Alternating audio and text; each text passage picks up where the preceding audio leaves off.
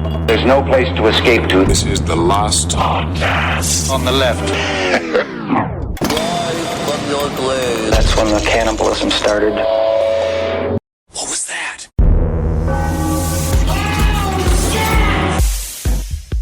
Can you imagine young Tommy Hinkle-Dinkle, right? He just went down to Dealey Plaza and all he wanted to do was see the president. Right. You know, and he's like, oh, mama, daddy, do I get to see the president today? And you're like, yes, Tommy, we do. And Tommy gets to go and he sees all the glittering limos and stuff. And he's like, this is just simply the most amazing thing on the face of the planet.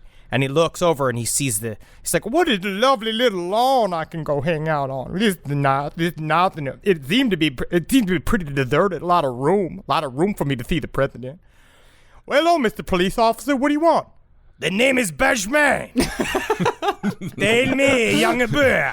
Badgeman is French? Oh, yes, I am. Of course you can. Okay. Yeah. Have you ever held a rifle before, young boy? Well, no, I never have done before.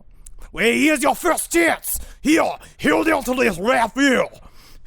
Oh, this is simply amazing. The power. Ba-bam! Whoa! Oh, my God, I killed the president. Welcome to the last I killed the president. Welcome to the last podcast of The Left, everyone. I am Ben with Marcus Parks. Hello, Ben. And Henry Zabrowski. I gotta say, if the person who killed JFK had the last name Hinkle-Dinkle, we would still be laughing today about it. Because I killed the president. What? Mr. Hinkle-Dinkle, you killed the president? I wanted to wave. I wanted to wave and see Jackie's hat. Now Jackie's hat is all covered in brains. Oh my goodness, that's not right.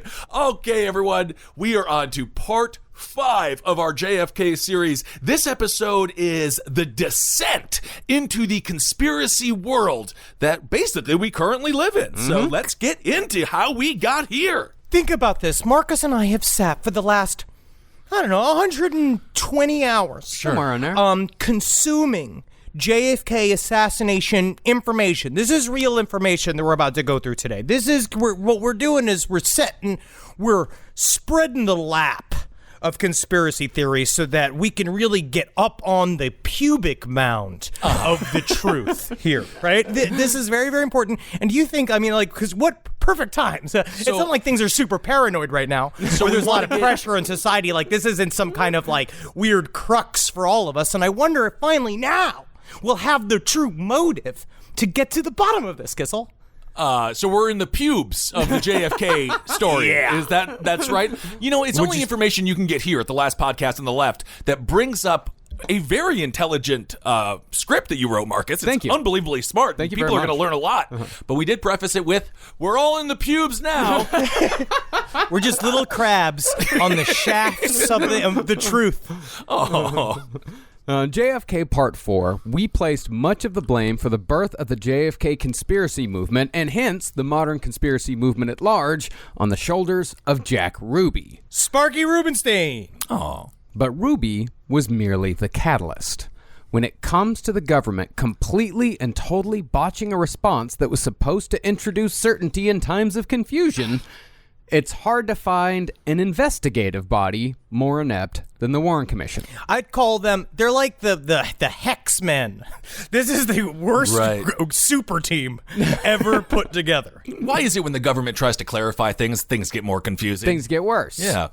Now, for those of you unfamiliar, the Warren Commission was supposed to be the investigation that gave the American people a clear explanation for exactly how the president wound up dead in the streets of Dallas. But the commission itself, from its formation to its investigation to its conclusions, can be looked at a few different ways, although you would be hard-pressed to find someone who looks at it as competent in any way whatsoever. Hey, if you're a guy that measures how many chairs a bunch of old men can sit in, it was 100%. Oh, isn't because that nice? Each one of the raisiny fucking butt cheeks was always in a chair. This is where we all get to channel our inner Bill Cooper. Yeah. Because it's correct to question the government in this case. Now, if you're going from the conspiracy angle, you say that the Warren Commission was part of the cover-up. In controlling the investigation, the government was able to hide any embarrassing or, more importantly, implicating evidence. Yeah, man. The other way to look at it is that the Warren Commission was criminally understaffed and overworked, and the time constraints put on the junior and senior counsel made it impossible for them to do the job properly. Oh, it's maybe how I fucked up putting together all of the bureaus from IKEA that we had purchased for our home, and then I got asked to never do them again. Yes, Henry, the death of JFK, an American president, is similar to you fucking up on making furniture. Very similar. I agree. But them being criminally understaffed and overworked introduces a third possibility. There's also the possibility that the Warren Commission was designed to be incompetent. But the problem with covering up the truth this way, if that is indeed the case, is that it had an unintended consequence. In underestimating the American public's curiosity and intelligence, but mostly their curiosity, the government very well could have helped to create modern conspiracy thought, which ultimately has helped to slowly erode the American people's faith in the government. Shooting themselves in the fucking foot. Right. Well, because they couldn't properly figure out an answer. And I'm starting to think, and I'm of the mind, because Marcus and I going deeper into the Warren Commission, I'm really leaning on this theory that it was made to be shabby so that it would get the job done. They would put it all on Lee Harvey Oswald, and it would be over, quote unquote, to them, saying we've done our jobs by just fucking closing the doors. But what you really find out is that the reason why you make it so shitty, you make the investigation so shallow, because as soon as you start opening some of these doors, taking the lids off some of these boxes, you are going to find yourself in really hot water with covert ops, right? all these like a world of spooks that if you expose them, you'll never be invited on the inside ever again. And that's how you get shit done, quote unquote, in American politics, is that they say, oh, you got to do it from the inside. So they pretend like they're altruistic by covering up for these covert ops that are covering up for the true intentions of our government's machinations in other countries.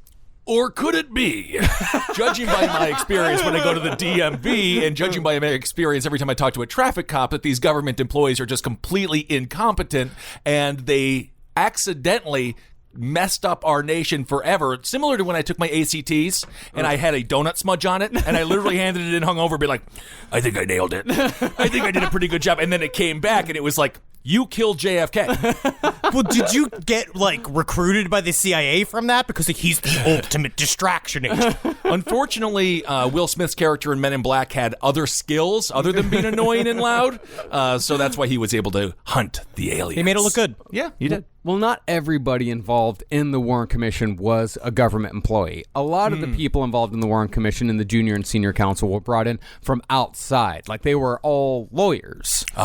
But before we truly dig into the world of JFK conspiracy, particularly when it comes to the involvement of the CIA, let's examine exactly why, how, and to what extent the Warren Commission shat America's bed.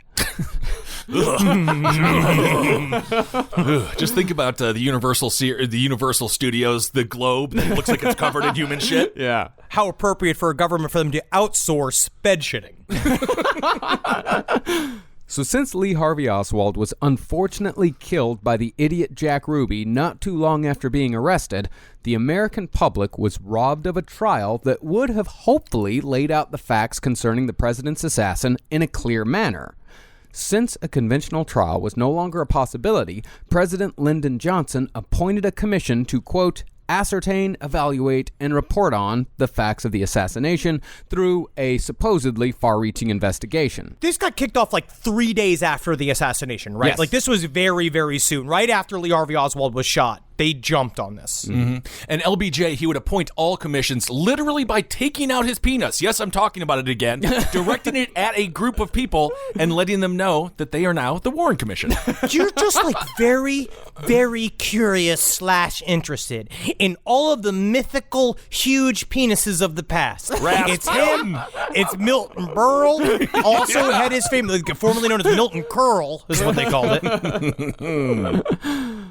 The commission was supposed to be an opportunity for the American public to hear the truth and dispel the many rumors swirling about as to who was ultimately responsible, and it was supposed to be done in an expedient manner. But as each and every member of the commission was about to discover, when the rock of the JFK assassination was overturned, there was far more information, conflicting accounts, and just plain weird shit than they were prepared to deal with. And I find this to be the same right now, because one thing that's been interesting of this saga right now, we've been doing this for almost a month and a half. I've been deep, fucking up to the middle of my head, which is where my hairline is. I have been up to there in Assassination Nation. Right, I'm a senator in Assassination Nation. Still can't spell assassin though, even though I've seen it 1,000 times. But it really does continue to be very eerie and very interesting. There's so much conflicting bullshit. There's so much like kind of. I'm not going to say dark. I'm going to use the term dark magic. Sure. Deep inside of this story, that every single time you see like every witness is wrong and right. All this kind of horseshit. How many people were involved? Like all of the fact that a president could be shot in broad daylight in the middle of the day during a fucking parade. It's a lot. There's a lot in there. There is a lot in there, and you would think a word that has ass in it twice would be a positive thing. But it turns out it's all about murder.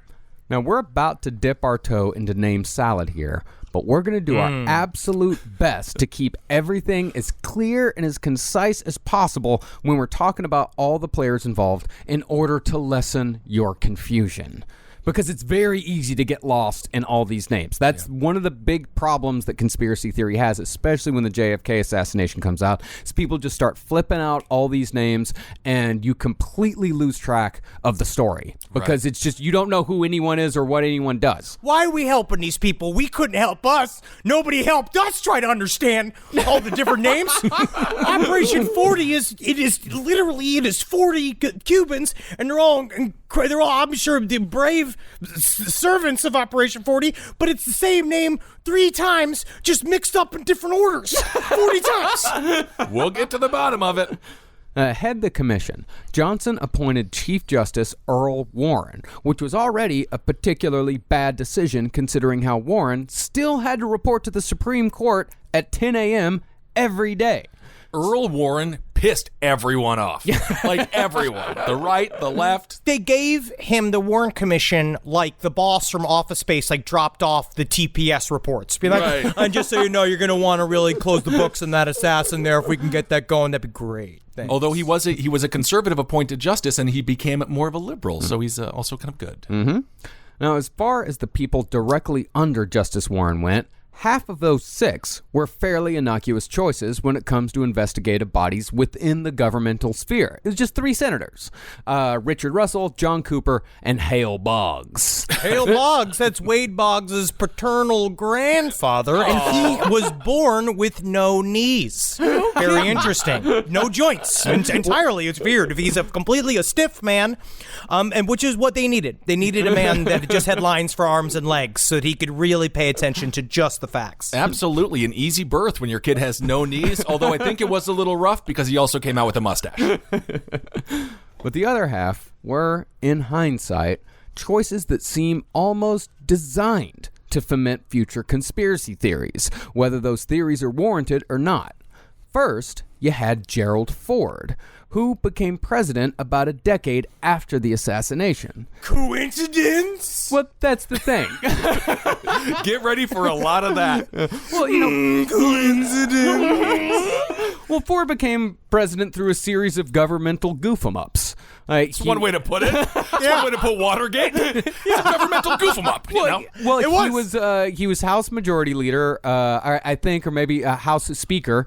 He was Speaker, and then Spiro Agnew, Richard Nixon's vice president, was forced to resign, so he became vice president. And then when Richard Nixon was forced to resign, Gerald Ford became president. So you tell me that all I have to do is just sit here and wait for all of them to fuck up, and then I get to be president? Well, Gerald Ford, actually, he started as one of the sous chefs inside of the White House kitchen. Oh. And when the House Speaker slipped on a banana peel and fell down an elevator shaft, and he brought all of his aides with him because they were on one of those bachelorette party trolleys, where they were all riding the bike. Very unfortunate the way that Parker trolley went over the banana. He grabbed them all, pulled them in there, and that's how Gerald Ford got to be House Speaker. So you could see, happy accidents. Hey, head of the White House, have we thought about closing up the elevator shaft? We keep on losing senators and members of the House.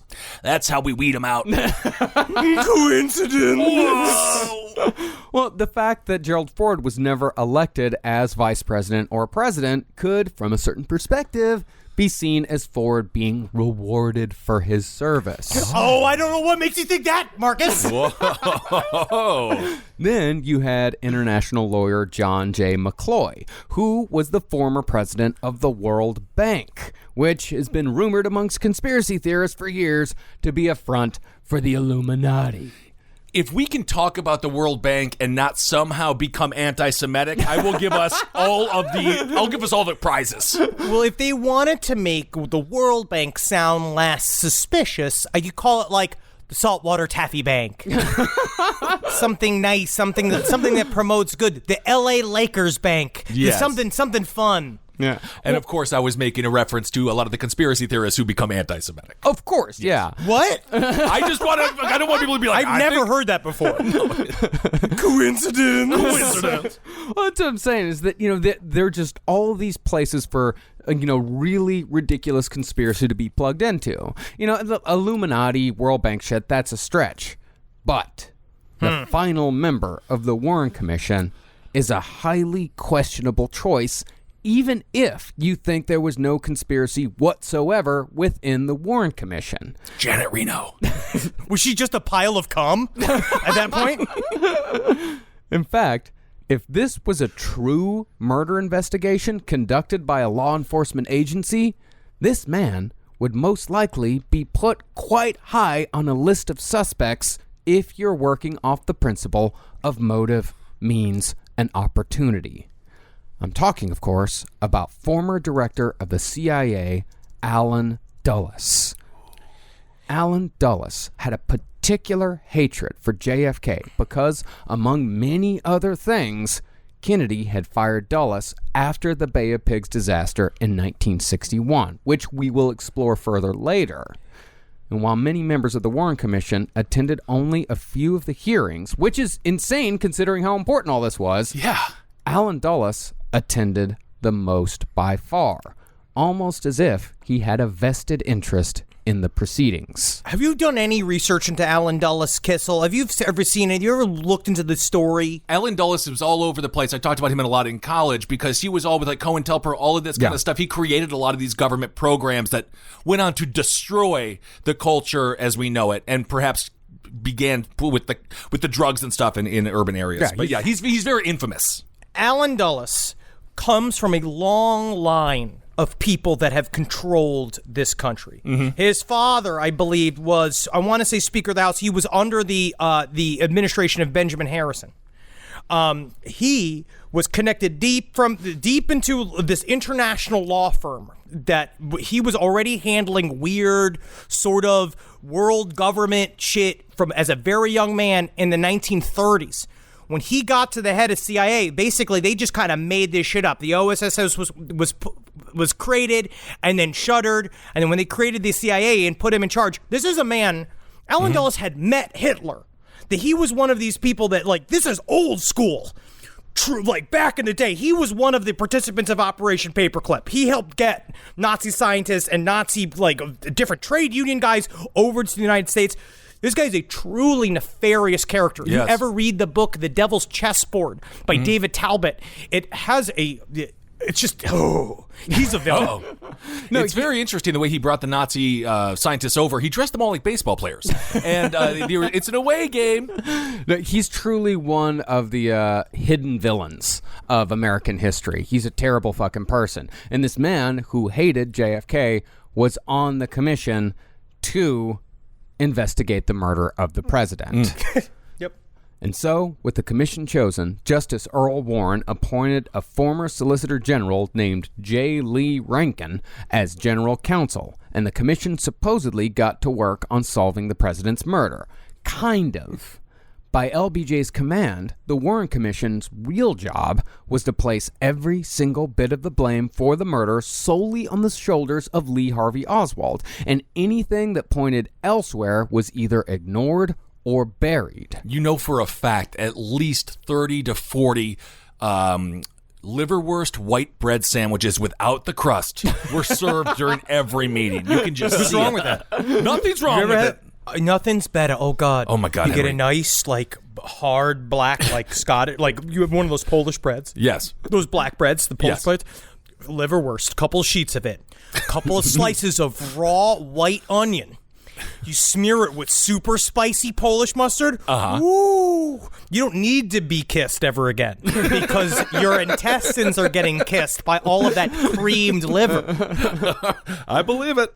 Now, this isn't to say that Lee Harvey Oswald didn't fire shots from the book depository, because he definitely did. Me and Henry, both believe that Lee Harvey Oswald fired shots from the book depository. He's in there. But since Johnson wanted this done fast, anything outside of the lone gunman narrative was tossed aside. And there was a lot outside of the lone gunman narrative. There was a lot. So they went in with an end goal and just this is like 101 mistake. Yeah. Right? Yeah. You say 101 mistake, but it sounds like it's 101 on purpose. Yeah. They wanted this. This was the whole point, was to get this really wrapped up. Because even if you begin to investigate all of the weird covert shit attached to this, or what could be involved, again, what I was kind of teeing up is that it betrays all of the trust that you've built with the covert community. The covert community want to be taken care of. It's like internal affairs, right? Within the police officers. Like a lot of times internal affairs, yeah, they're trying to keep their cops honest. And let's say you are a police officer that goes and essentially throws a fellow police officer under the bus or tells somebody what's somebody going. You would say, hey, investigate this guy. They say, thank you so much. Great. Thank you. You're doing a job. You're doing a service for us. Thank you. But guess what? You never get to be invited into ever again. Any of those secret conversations, anything that would involve like the backdoor politics that the way these organizations truly run, you're not invited to anymore because now you're a fucking snitch. Well, you know what? They say snitches get stitches, but you know what snitches don't get? Schnitzels. And when you don't get invited to the schnitzel dinner, you think you're going to snitch again? I don't think so because Wait a second. Hey, you guys, I'm smelling something. You guys making schnitzel today or something? Yeah, we are Officer Bob, and you would be invited if you didn't diss on Officer Rob just for taking a dump publicly when he was drunk. Yeah, maybe you should have done that. I was a good man. I was a good man. Good men don't get schnitzel. Where's this police officer? Where's this police department where it's Officer Rob and Officer Bob hanging You tell out? me there's not an Officer Rob and an Officer Bob listening right now. I'm certain that one there very is. well defecating in New Orleans. You got it. If one's a Bob, one has to be a Rob. Always. Well, this willful ignorance of large swaths of information did two things. First, the people who had other bits of information outside of the lone gunman narrative, whether right or wrong, felt ignored. And so they told two friends, and they told two friends, and before you knew it, entire books were being written specifically based on those ignored bits of information. Now, I have a question. When it comes to the books, was it a slow burn, or did they hit the shelves and just get scooped up? Started about 2 years after, Okay. and then it was an exponential growth. Okay. Second, the report had to be actively changed or muddled at certain points in the narrative to account for those conflicting reports. They had to use words like probably, and they had to use phrases like assume to be, which made the final report less than definitive to skeptics. But there was a further reason why much of this wasn't followed up on besides the time constraints set by LBJ in order to get an official explanation from the government as fast as possible. It ended up, the investigation overall took a year. They wanted it done originally in 8 months. Good Lord. Just to give you a fucking perspective, you know what else took 8 months? What? Metallica's The Black Album. You can hear every minute. You're going to hear every minute at work because their shift from more intense thrash metal to more, I wouldn't say pop, thrash melange metal. we have such a I mean, different honestly, opinion. while it did isolate some of the earlier fans, it did bring in a whole new sea of fans that were interested in their more easy sound. We have such a different opinion on the Black Album. I think it's a great album. You put it on, you drive to it. I think it's awesome. It's fine. It's good. Well, this further reason.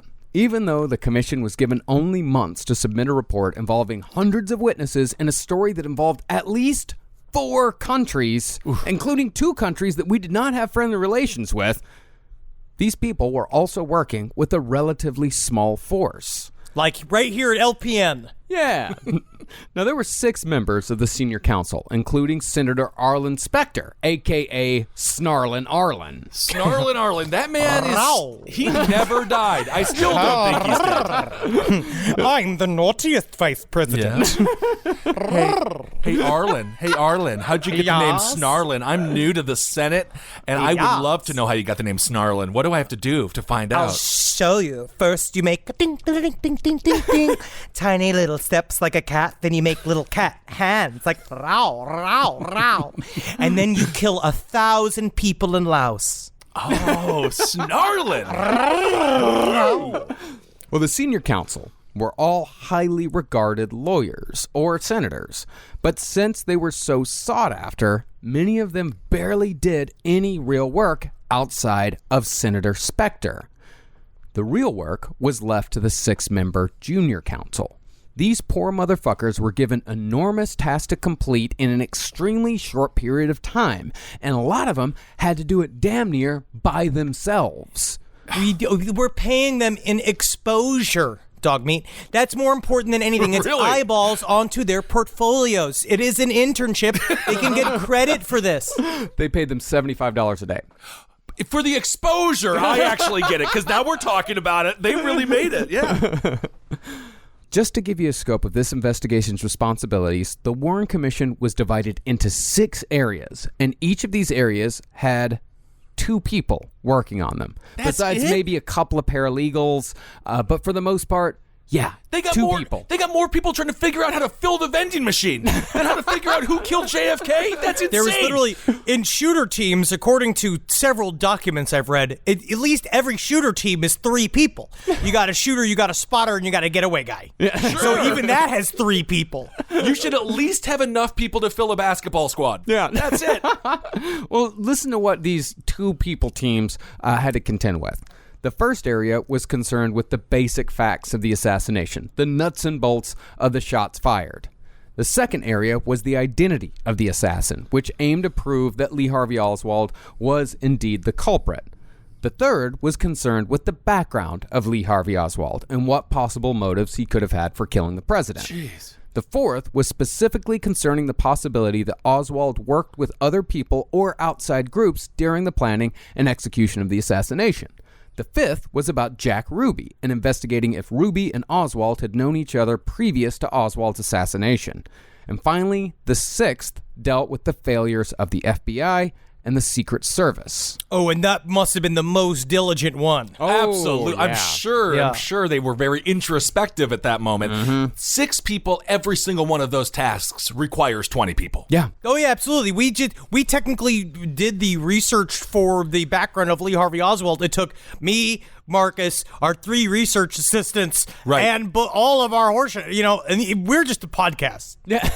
We put 5 people on it for just our stupid, puerile, childish entertainment. But I think this is why a lot of people feel, I'm sure the Warren Commission gets some things right, some things wrong, a lot of things redacted. If Sharpies could talk, that would be great. Yeah, they go, please let me go home. Please let me make love. Sorry, Sharpie, you've got to erase government secrets again for another full night, Sharpie man. Grinding my face. You're just grinding me. But this is why people think it's so nefarious. Yeah, I mean, I'm sure there were paralegals working on this and probably a couple of clerks here and there working on this shit, but not as many.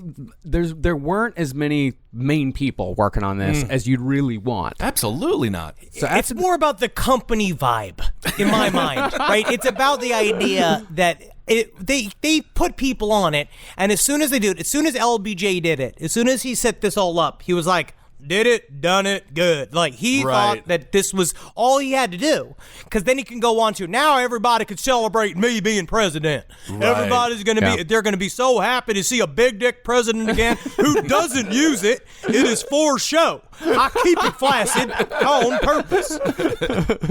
So after the teams of senior counsel and junior counsel were paired up, because remember, it's 2 people each, the investigative materials that the government already had were divided up into the appropriate sections.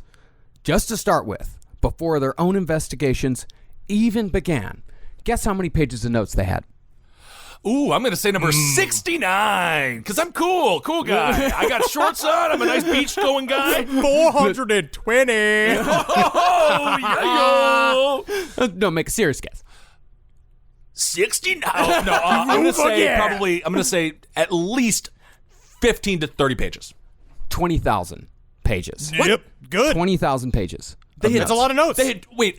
20,000 pages of investigative notes that they got from other agencies within the government, and that's what they started with. At one point, they were just drawing big dicks like they did in The Big Lebowski, and like there was what were on these 20,000 notes. 20,000. Well, I mean, you're working from notes from the Dallas Police Department. You're working from notes from the Secret Service, the FBI, the CIA. You're working with all of these different agencies, and they're giving you everything that they fucking have. Next week, we'll be getting a little bit more on the ground on the day of the assassination, going through all the various witnesses.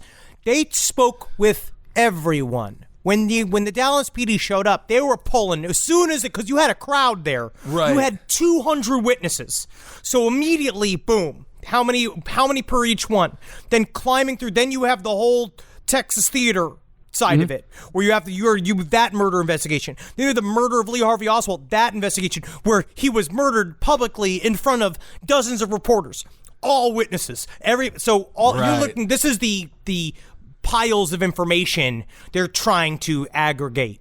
Yeah. And then you're going to everybody that's in the book depository, everybody that was at Lee Harvey Oswald's boarding house, everybody who worked with Lee Harvey Oswald in New Orleans. It's like you're just going further and further back, and that's just what they started with. And if they got everybody that went to Lee Harvey Oswald's birthday party, they'd have none. They would have no one. Someone should have gone to his birthday parties. Maybe this whole thing could have been avoided. Well, I tell you what, I didn't even want anybody in my birthday party. That's what I said. I don't even. No. I prefer to be alone. Are you sure? Yeah. Yeah, are you sure? Because it seems like you do want to have friends come over. As a matter of fact, I got a group of like 3 friends. We're commie buddies, comrade. Can we come over? Want to have a nice time? Are you sure you're not CIA? We are CIA. Yeah, we okay, actually at least are. you're saying it. Yeah. I got to give you that. Thank you for saying it. No I'll problem. come. It's your birthday.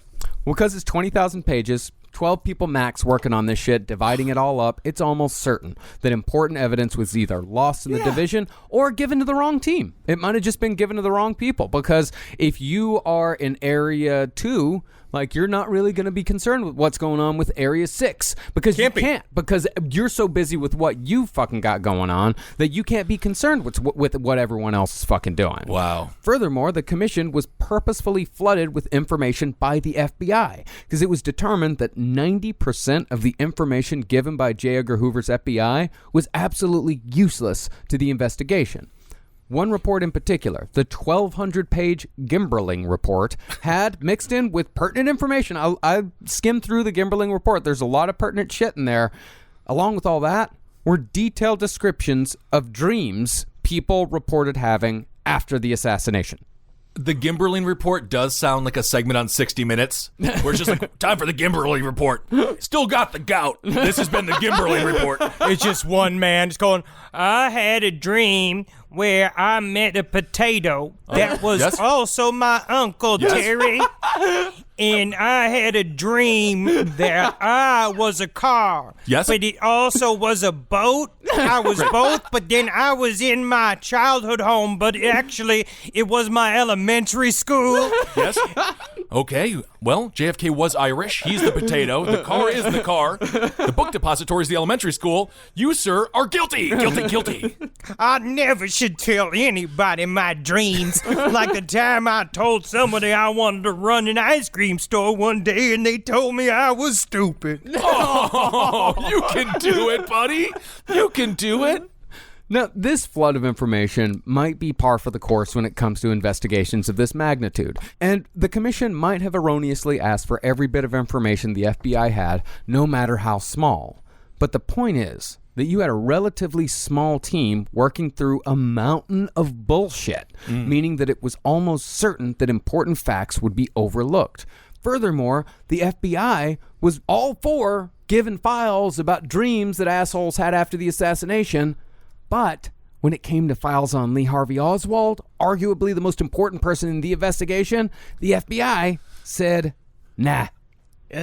Was the Not seventh good. was the seventh person we haven't mentioned Miss Cleo? Why did they go into such? What do you think that they did that just to have quantity, not quality, so then they could say, "Hey, look, we got 20,000 pages." Well, it's a common trick in legal proceedings where you flood the other side with information. You flood them with paperwork. You flood them with all kinds of bullshit that is not pertinent to the investigation in any way whatsoever, but they still have to go through all of it. Also, these agencies, as we see today, are vaguely competitive.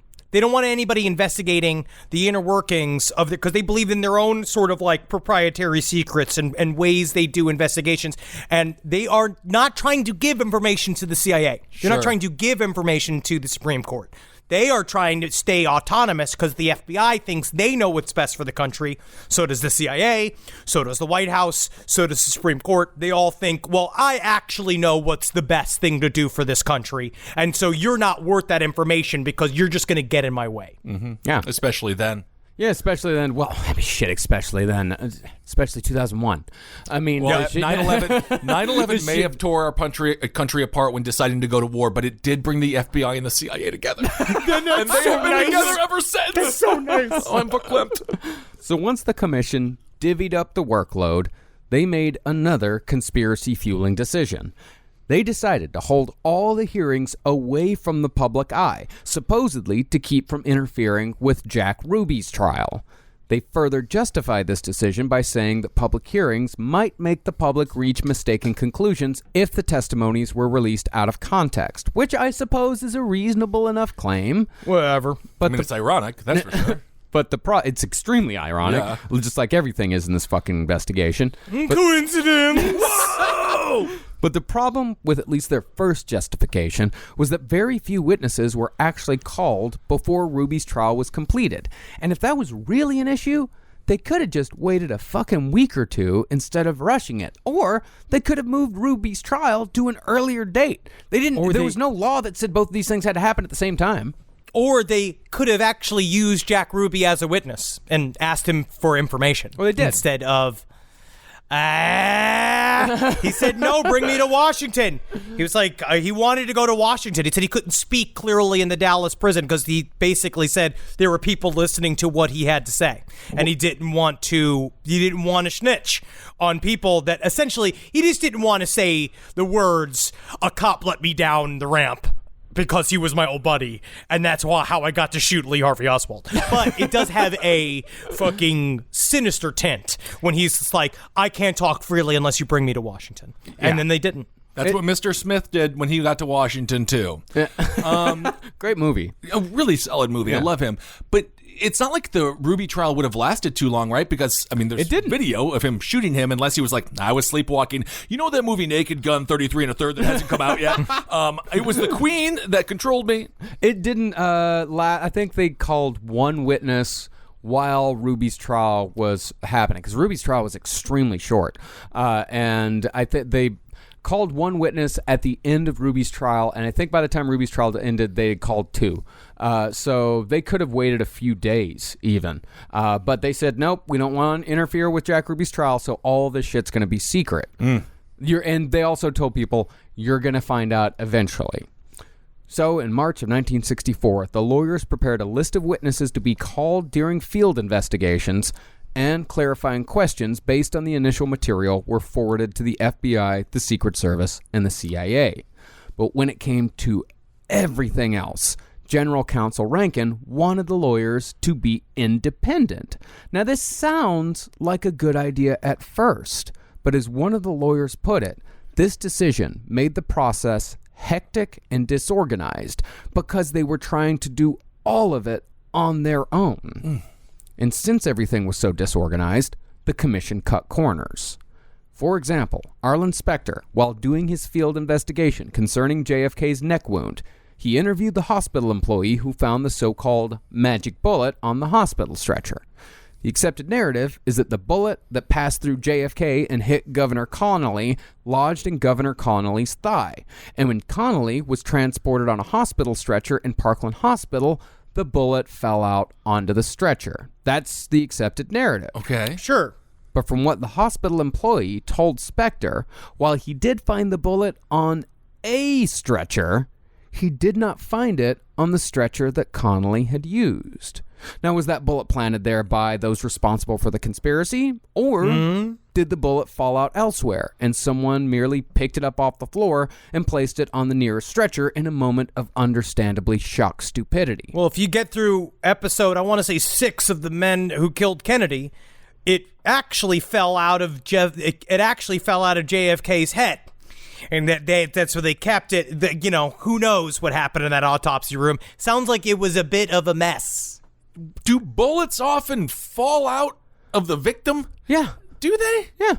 If it's lodged just right in the surface, because it didn't go deep into him. Okay. Yeah. But the thing is, we'll never know. Because Specter didn't investigate the possibility because he didn't have fucking time. But at least that's one way of looking at it. One way is to say that Arlen Specter was overworked and cut corners, erroneously thinking that something as small as where the bullet was found was ultimately inconsequential. It's like, well, right. It's like, well, we've got the bullet. It doesn't matter if it was on Connolly's stretcher or a stretcher. It was found on a stretcher, and that's good enough for me, and that'll probably be good for everybody else. The other way, of course, is to say that Arlen Specter was in on the conspiracy and purposefully lied in order to obfuscate the truth. Okay. Fact is, there's no way of knowing because Arlen Specter didn't investigate the other possibilities. And these holes are where a conspiracy is born. These are horrible, little suspicious little eggs inside of a big uterus. It gets filled with conspiracy cum. That's where they come from. And this is important for you to know. This is the birds and bees of conspiracy theory. Really? People's ideas are cum, and they go inside gapes in information like pussy holes into doubts, which are eggs. The eggs get filled with the conspiracy cum, come out as big, horrible babies that at some point start blaming Jewish people for everything. So we started this episode in the pubes, and now we've gone fully into the uterus. Yes, we're living in the uterus right now. And the only person that could have done it proper, because I think the Nouveau ring, that's what stops periods, right? Yeah. Stop. That would have been if George Washington came back to life and really wanted to find the killer of JFK. And if only they had George Washington or somebody as vigilant as O.J. Simpson to get out there and look for the real killer. But OJ that could have been the Nouveau ring to stop these periods. OJ hasn't found the air quotes real killer, He's though. so tired. He's got so much content to put on social media. He can't. He's building it up. He's building a team. You know, I think it might be difficult to bring George Washington back and talk about this because we'll get all muddled up in the racial slurs. Yeah. Because he'd be like, what's going on? Well, entire books have been written about this one bullet. And because its provenance is in question, theorists can completely deny that the bullet that is now in the National Archives was even used in the assassination. They can completely dismiss it like, nope, that's not the bullet. So any argument that you have about the bullet and about the single bullet theory, that can be dismissed out of hand completely because they can believe that the bullet that's in the National Archives is not the real bullet. And that could just be Arlen Specter cutting corners because he didn't have time to investigate. Or he might be in on it. I don't fucking know. Whoa, Marcus, I'm glad to see him get here. I'm glad that he finally is waking up. This happened to me the other day. We were watching JFK. The movie, and there's that scene where Kevin Costner walks in. He's just like, anything I want to know. It's just like, there's so many different questions. And then they didn't even look at the head wound. There's some God damn it. This is something bigger going on. There's something bigger going on. And his wife is like, baby, come to bed. And he's like, I've been asleep for 3 years. And Natalie turned to me and she's like, I wonder if they had cameras in our bedroom to see that, because I did this the night before, where I was just brushing my teeth and just being like, I know that there's gaps, and in gaps comes cum. And she's like, all right, okay, I get it now, I get it. Please stop. Can JFK be in the living room and our love be in our quarantine bedroom? I can just see the conspiracy theory fight. Yeah. I can see this happening at a Hampton Inn, and they are just beating the shit out of each other, throwing bagels at one another, croissants. I've been asleep for 3 years. Yes, you were in a coma. Welcome back. Then there was the matter of the shots fired. Warren tasked Joseph Ball, the man in charge of Area 2, with investigating the claims that shots had been fired from the railroad bridge. 6 out of the 7 witnesses from Dealey Plaza that Ball spoke with heard shots from the infamous Grassy Knoll, which was the area to the right of the president's limo at the time of the fatal head wound. It's such a nice knoll. It's a very nice knoll. Being in Dallas and going over there, you're like, this is super relaxing. And it is, I'm going to go and say, this might be inappropriate, but it is kind of fun to make rifle motions at cars as they go past from the grassy knoll, because it's kind of fun. It's fun to do. It's cosplaying for a little bit. It's about America. Do you think you think that's a sensitive thing to do at the grassy knoll? You don't think that people might feel Everyone was laughing. They were laughing. And they had real guns, and they were pointing it back. Oh, okay. I was there. No, it was mostly people driving by very annoyed that we were running in and out of traffic so we could stand on the spot where the president was killed. Yeah, we're being curious boys. Yep. Like young Tommy Hinkledinkel, who became the 5th of the 12 shooters that day in Dealey Plaza. But since where the shots came from was under the jurisdiction of Area 1, which different people were in charge of, these claims about the grassy knoll, true or not, were never followed up on because the Area 1 team was busy investigating the president's wounds at Parkland Hospital. I feel like I'm trying to connect my cable, and I'm on the call with Spectrum, and they just keep on transferring me to a new division, and none of them help. Furthermore, as the commission barreled forward, it became apparent that there were 2 separate investigations that weren't working together in any meaningful way. On one side, you had people traveling to Washington, D.C. to give closed testimony to the commission itself, the 6 people up top.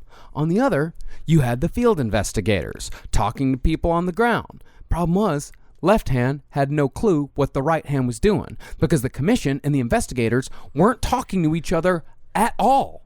And I think that we will see, as we go on to explain a little bit more about the machinations of the CIA later on in this episode, the fact that Allen Dulles was the main force of the Warren Commission shows that this separation of the investigations is company policy. Yep. He knew immediately you create these lines of these lines of demarcation of need to know. You are on a need-to-know basis at all times, and that keeps the whole thing a mass of fucking confusion. And you know, one of the divisions was just like, now, why do we call a single goose a goose and multiple goose a geese? Why don't we call a single duck a duck and multiple ducks deeks? I actually think that one important finding of the Warren Commission is that we need to change the name of groups of ducks to groups/flocks of deeks. Thank you. Thank you, Representative Snarlin. Thank you, Representative Boggs? I don't even remember your name. Then there were the tests. On April 27th, Pierre Antoinette Fink, an Army physician, testified that the only way to test the theory that one bullet caused all that damage to both JFK and Governor Connolly would be to do so with 2 human cadavers. That's the only way I'm gonna be able to see it possibly is we get a couple of corpses and we put them in a car.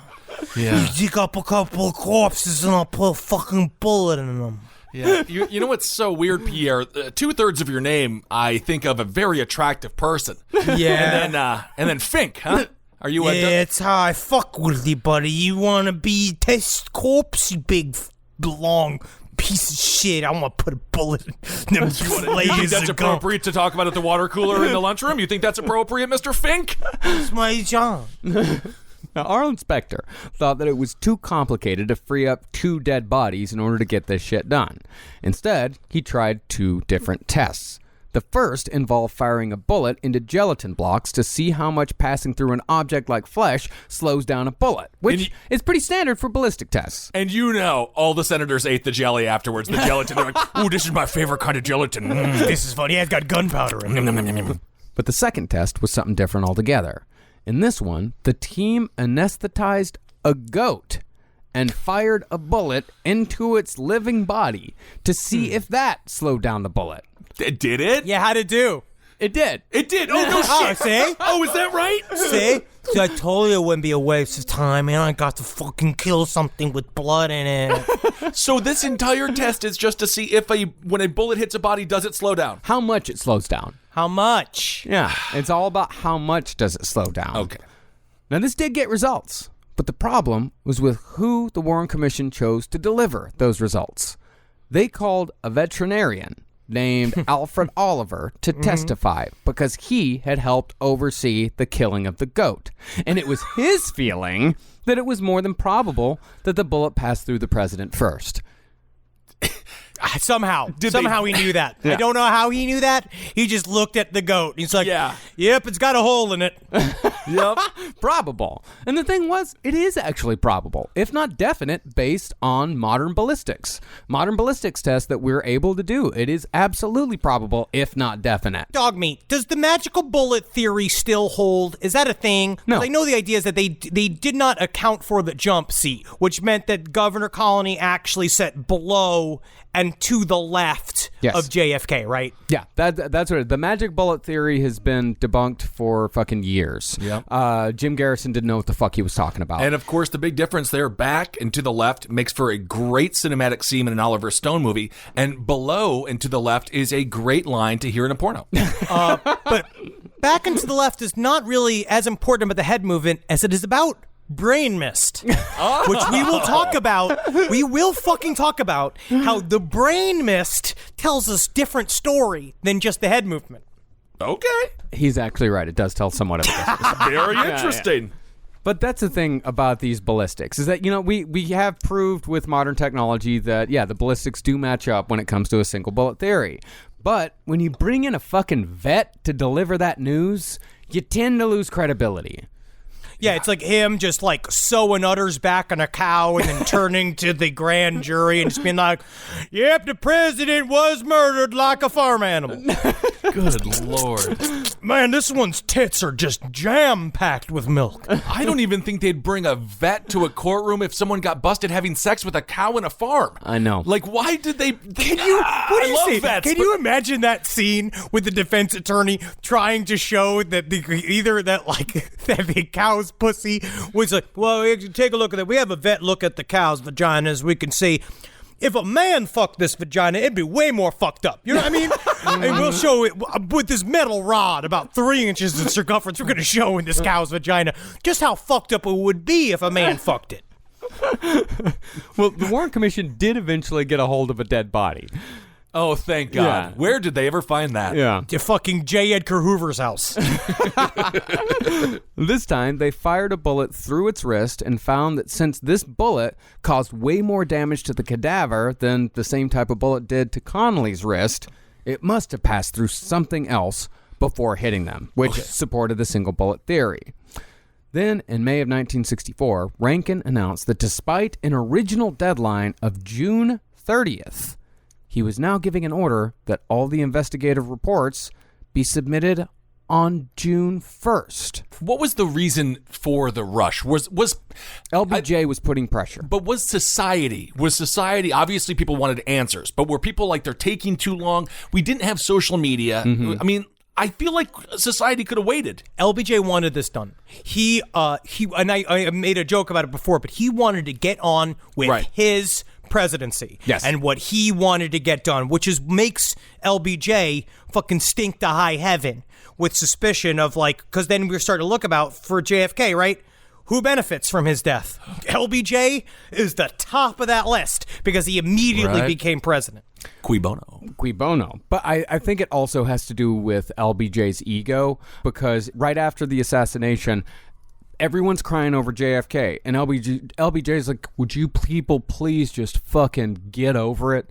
Could you get over this shit? Me. You didn't know him. You didn't fucking know him, and most of you fucking hated him anyway. Right. So shut the fuck up. Stop crying about it. And if I get this investigation done, then maybe everyone will shut the fuck up about John F. Kennedy, who I fucking hated anyway, and get to the business of making LBJ the next great president. Now, I know as LBJ that most of you guys dreamt about JFK as a potato. Why do you care? Why do you care? Why do you care? Why do you care?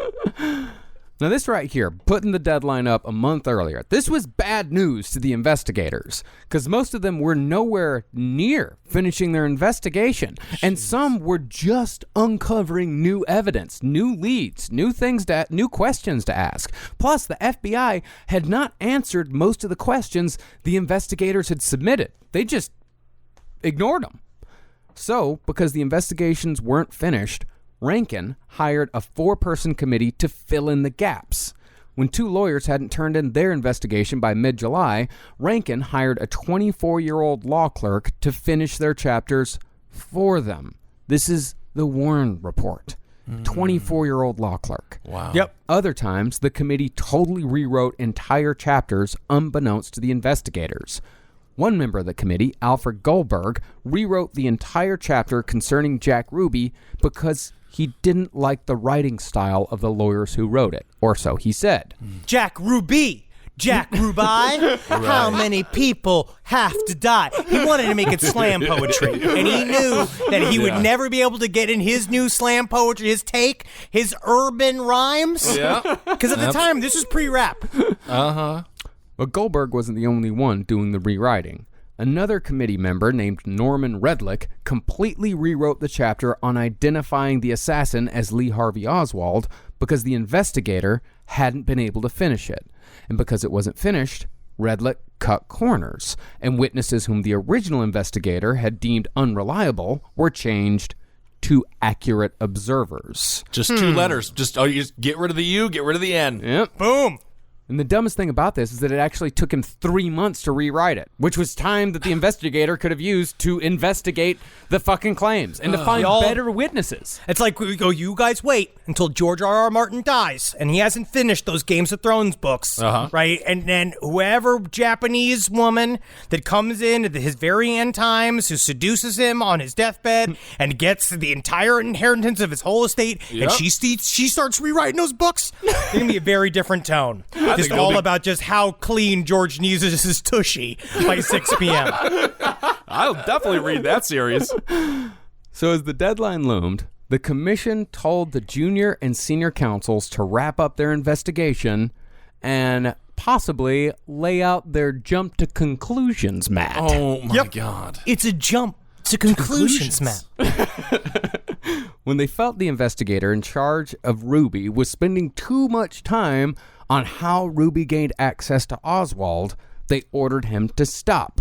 So this guy was forced to report that Ruby probably entered via the Main Street ramp. Probably did. Those files, How else did he get there? How else would it have happened? Some people say there was a door open that he walked through, that was left open for him. There's many.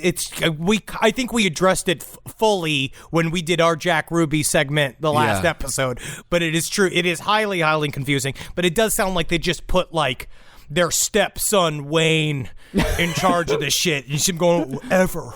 Yeah. Can I play Switch now? Right. And so, having created a gigantic, half-assed clusterfuck of misinformation and half-truths, the Warren Commission announced they had completed their hearings on June 17th, 1964. The nice thing is, if you just be like, we're done, then it's all done. It's all done. We did it. And that concludes this episode of The Last Podcast on the Left. Thank you all so much for listening. Not a mystery left. Not at all. At the end of it all, most of the lawyers working the case left Washington, and it was up to just 3 junior lawyers, plus Redlick and Goldberg, to write the whole goddamn thing in no more than a month. Good Lord. Good Lord.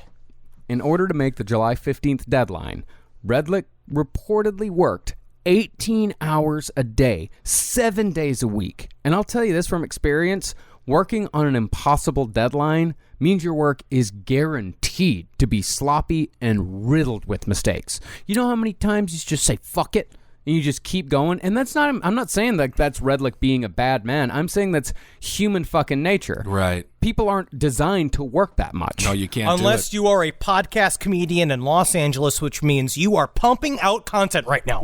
You are got new Patreons, OnlyFans, just showing your asshole to people for $1. There's a lot of people out there working 18 hours a day, 7 days a week, and it's because they are fueled with Ritalin and a void on the inside. Oh my goodness, that's a strange podcast, just showing your butthole like that. Almost makes you not a podcaster, but more of a pornography star. That's OnlyFans. I know. OnlyFans. Do you know it? Yeah, we have a lot of friends who are on it. Give them money, You please. should get one. For me? Yeah, you should get one. You think that people want to sign up for my OnlyFans, watch me just hang out with Puffin? I bet people would pay $5 to watch you drink a Bud Light Lime again and again and again, just to see you and have me like, he's doing it. The fucking kid is doing it. Maybe. Well, the deadline was extended to September, eventually, after being first extended to August, when Redlick just went to him and said, you are asking an impossible task. There's not a single human being on Earth who could do this in the time frame that you want. But then Marina Oswald changed her testimony concerning Oswald's motive, which necessitated even more rewriting of the report. In February, she'd said that Oswald's motivation was fame. But in August, she said that she had always believed that Lee Harvey Oswald was actually aiming at Governor Connolly. See? And considering the evidence we have, this might be true. But that's the thing, is we don't fucking know, because the investigation was closed. They could have looked into this more. This should have been a 4-year investigation. So you're telling me this was an oopsie doopsie? This was a bit of an oopsie doopsie. It was an oopsie doopsie, but Marina gets brought out several times by various documentaries again and again, and you're going like, Lee, he is innocent. Never kill, only kiss. Being like, what do you get out of this, Marina? Why are you defending him? Because she doesn't offer any facts. It's just being like, Lee's head too weird to kill president. Being like, you're just saying shit. You took the pictures, Marina. Weird. Yeah, I'm surprised she would stand by his side, considering he was such an abusive jackass. Well, furthermore, there were actually arguments amongst the commission itself as to whether Oswald had actually acted alone. Because, of course, the final conclusion of the Warren report was Oswald acted alone. But this argument was addressed in an addition to the report that is infuriating when you consider how this whole thing was conducted beginning to end. This is what the addition said.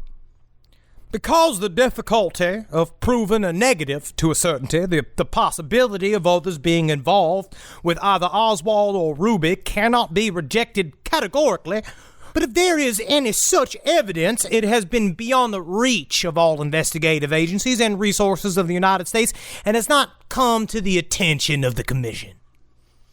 Well, thank you so much. That's not confusing whatsoever. I'm just going to go about my daily business believing that the government is telling me the truth and the CIA did not kill JFK. He didn't not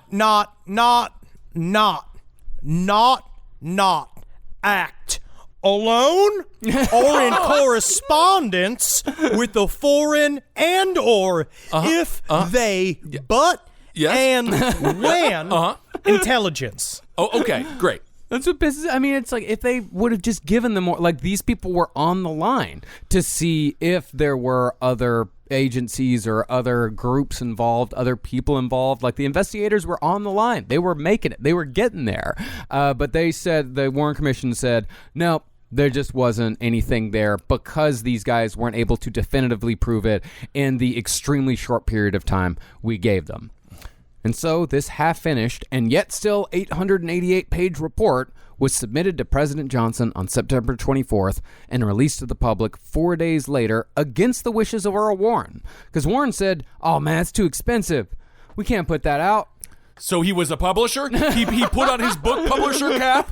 Cut to fucking Coast to Coast AM. I was listening to some of their JFK assassination specials, and one was the beginning of this guy who's like, we have repackaged the Warren Commission, and now we're selling it in incredible Corinthian-bound leather. Hand autographed by Gerald Ford, which is true. They were selling limited edition copies of the Warren Commissions as commemorative gifts for people to have at home, with Gerald Ford being like, we got him. Like, just like, on the inside. Wow.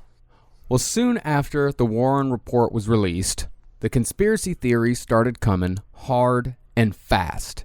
2 years after it was published, Rush to Judgment by Mark Lane being the guy who was briefly Oswald's lawyer, pointed out the numerous inconsistencies in the report. If you watch that original documentary, Rush to Judgment, from the 60s, it's a really fun time capsule of very, very early conspiracy theory, and it just lays out all of the first layers of JFK conspiracy theories about more than one shot, the weird autopsy bullshit that went on, like all of the different discrepancies after the fact, and all of the witness testimony saying, I heard a shot from the grassy knoll. Yeah. So I wonder how much television played a role in spreading the conspiracy theory. Do you think that they thought, because TV was new media, There was back and do you feel forth. like they really thought, though, that they could just control print and control radio and no one else would really care? There are two ways to look about it. There's two ways to think about it.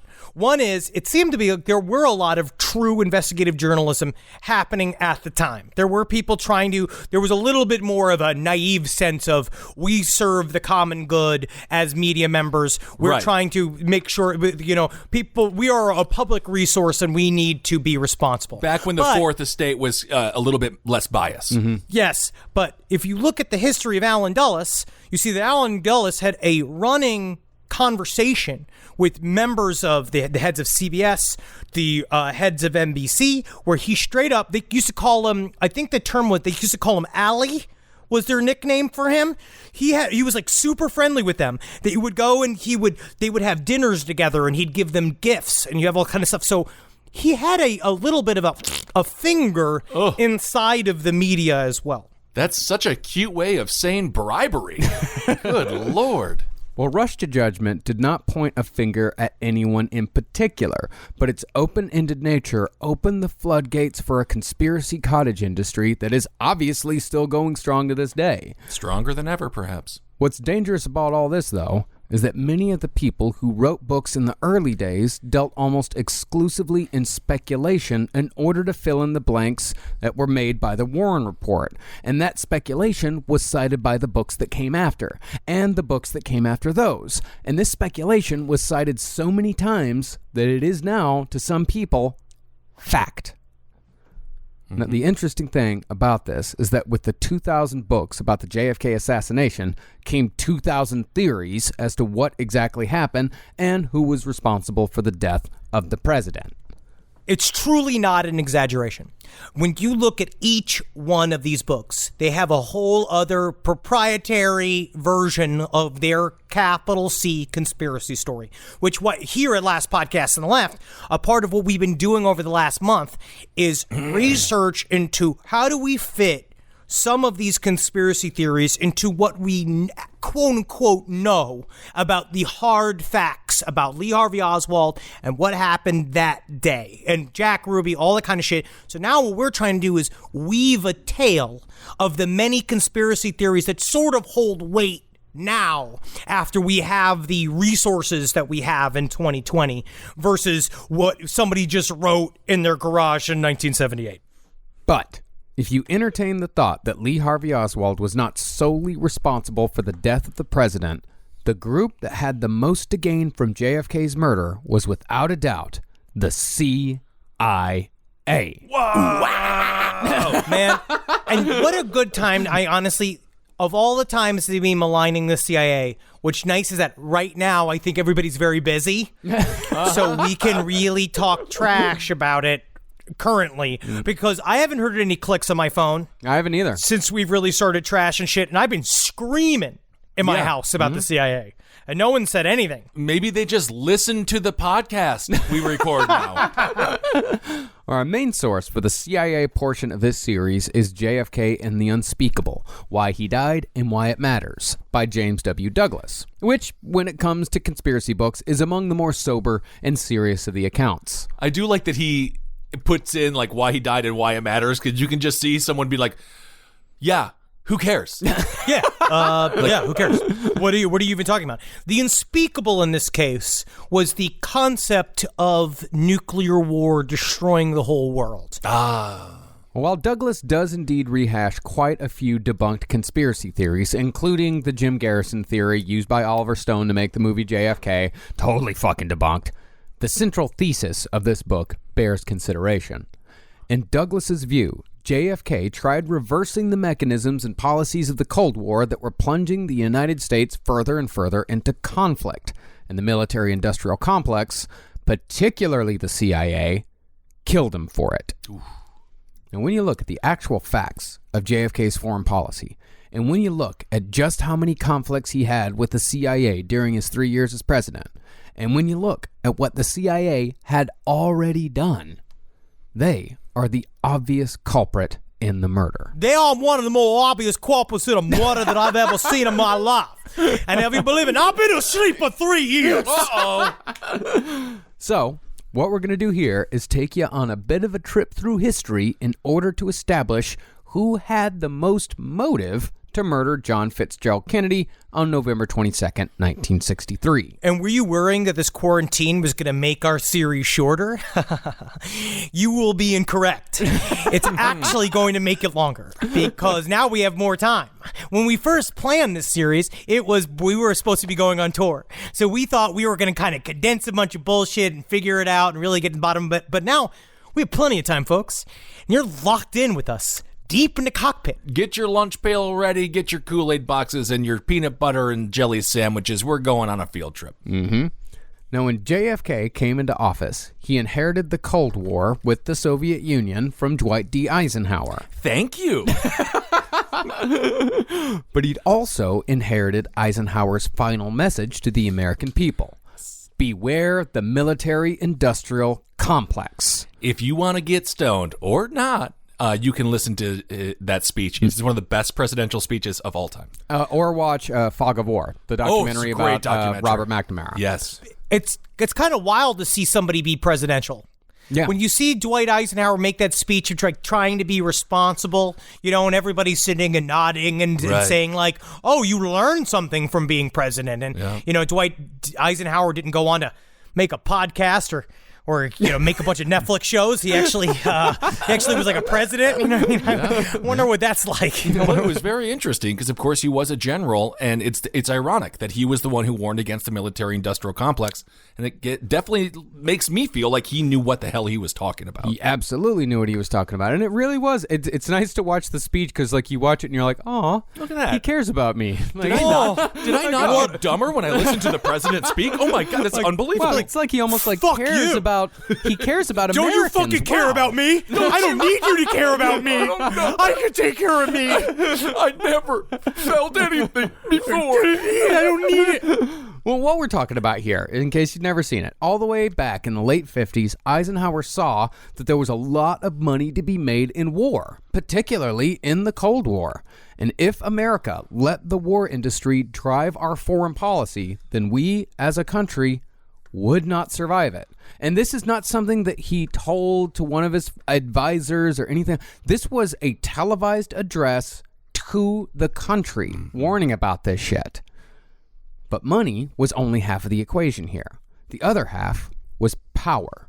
And no organization amassed more power in the Cold War than America's own CIA. First, let's get into why the CIA was so powerful. Because even though the CIA, like we said in episode 1, were and are not omniscient beings of unlimited power, they still were and are highly fucking dangerous. Especially at this time period.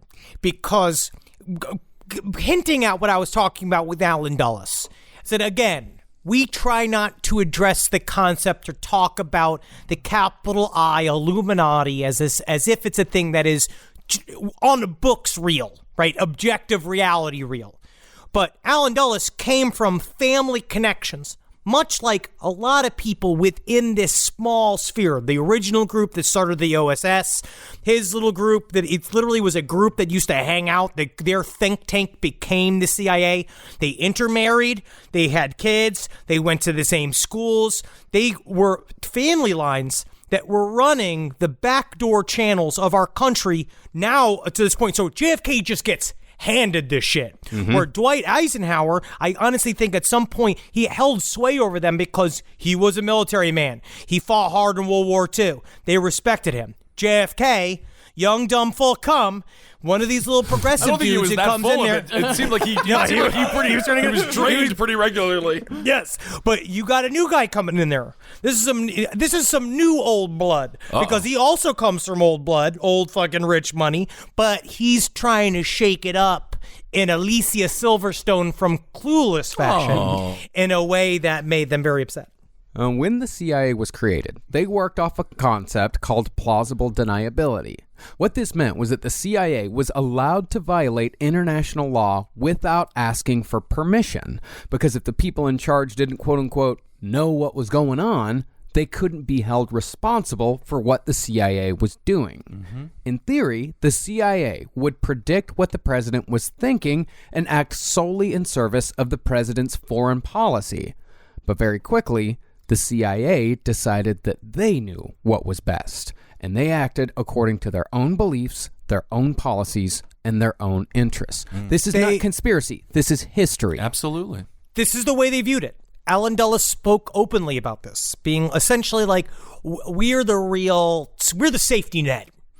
You guys all play with your politics, and you vote for fucking president. Right. Blah, blah, blah. But we're the ones really getting shit done. Stuff like making sure that they don't privatize a bunch of fruit companies in Guatemala and flipping that whole government for capitalist reasons, or flipping governments in Africa because you believe that you're going to put together a more stable government for these places that can more easily communicate with the United States of America. Meanwhile, then they go on to commit massive human rights violations after the fact. But they're our human rights violations, so it works.